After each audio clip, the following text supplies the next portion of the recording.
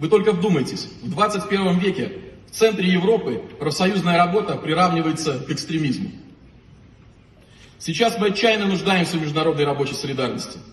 Для того, чтобы вызволить наших товарищей из тюрьмы, вернуть в Беларусь право на свободу объединения и возродить независимое профсоюзное движение.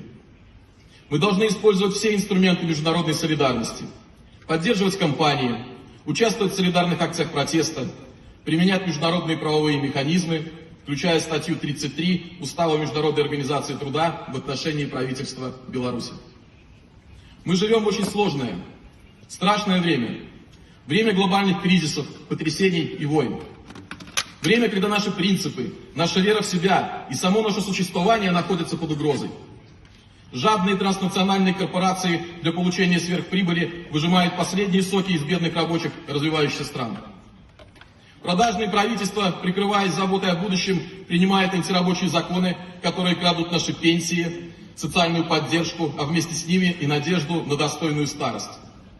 Диктаторские режимы запрещают забастовки, уничтожают профсоюзы, пытают в тюрьмах профсоюзных лидеров и активистов, а самые сумасшедшие развязывают кровопролитные войны ради удовлетворения своих имперских амбиций. Поэтому именно сейчас мы должны быть едины и солидарны, как никогда раньше, чтобы победить в нашей общей борьбе за свободу, демократию и социальную справедливость. Спасибо.